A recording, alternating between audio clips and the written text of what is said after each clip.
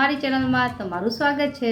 આજે બનાવીશું ફરાળમાં ખાઈ શકાય એવો મખાણાના ચેવડાની રેસીપી। તો ચલો રેસીપી શરૂ કરીએ અને રેસીપી પસંદ આવે તો વિડીયોને લાઈક અને ચેનલને સબસ્ક્રાઈબ કરવાનું ના ભૂલતા। તો મખાણાનો ચેવડો બનાવવા માટે મેં અહીં 250 ગ્રામ જેટલા મખાણા લીધા છે। કાજુ બદામના મોટા મોટા ટુકડા, થોડા કિશમિશ, હાફ કપ જેટલા સિંગદાણા, 2 તીખી મરચી અને મીઠા લીમડાના પાન।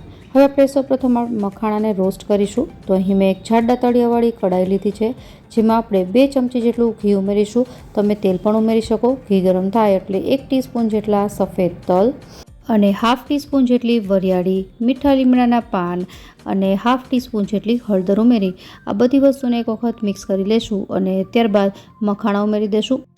મખાણાને આપણે લો ટુ મીડિયમ ગેસની ફ્લેમ પર 4 થી 5 મિનિટ માટે રોસ્ટ કરવાના છે, જેનાથી એ ક્રિસ્પી બની જાય। જ્યારે મખાણા તમે આમનમ ટેસ્ટ કરો તો એકદમ સોગી લાગે, પણ એને આવી રીતે ઘીમાં કે તેલમાં રોસ્ટ કરો એટલે એકદમ જેમ આપણે મમરા ખાતા હોય એ રીતે એકદમ ક્રિસ્પી બની જશે। તો 4 થી 5 મિનિટ જેવો સમય થઈ ગયો છે અને મખાણા છે ક્રિસ્પી થઈ ગયા છે। તો હવે એક મખાણું આપણે તોડીને જોઈ લઈએ તો એકદમ ઇઝીલી તૂટી જાય છે। તો બસ આપણા મખાણા તૈયાર છે। જ્યારે તમે મખાણા રોસ્ટ કરો ત્યારે એની સાથે તલ અને વરિયાળી પણ બ્રાઉન જેવા થઈ જાય છે। તો જો તમારે ન કરો હોય તો એક વખત એને તેલમાં સાતડીને કાઢી લેવાના। હવે આપણે મખાણા છે એને એક બીજા વાસણમાં ટ્રાન્સફર કરી લેશું અને ત્યારબાદ જે બાકીની બધી વસ્તુ છે એને તળવાની છે। તો અહીં ફરીથી કઢાઈમાં આપણે 2 થી 3 ટેબલ સ્પૂન જેટલું તેલ ગરમ કરીશું। તમારે ડીપ ફ્રાય કરવો હોય તો ડીપ ફ્રાય પણ કરી શકો। હવે તેલ ગરમ થાય એટલે જે શિંગદાણા લીધા છે એને ઉમેરી અને મીડિયમ ટુ લો ગેસની ફ્લેમ પર એને ક્રિસ્પી થવા દેશું।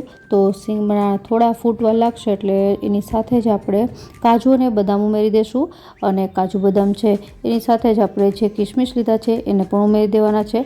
કાજુ બદામ અને કિશમિશને ક્રિસ્પી થતા વાર નથી લાગતી, એટલા માટે આપણે એને પાછળથી ઉમેરીએ છીએ।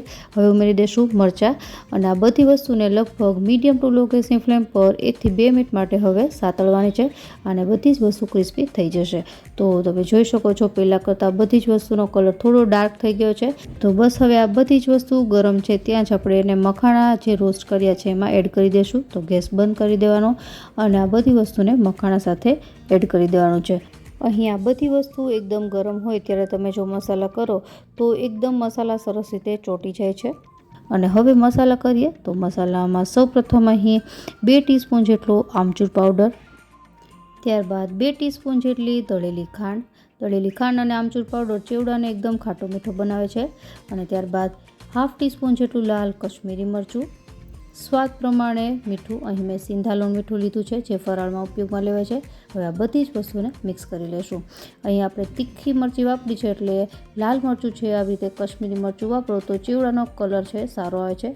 તો બધી જ વસ્તુ સરસ રીતે મિક્સ કરી લીધી છે અને આપણો આ મખાણાનો ચેવડો તૈયાર છે।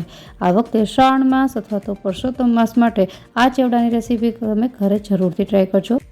આશા રાખું રેસીપી જરૂરથી પસંદ આવી હશે। ફરી મળીએ નવી રેસીપી સાથે, ત્યાં સુધી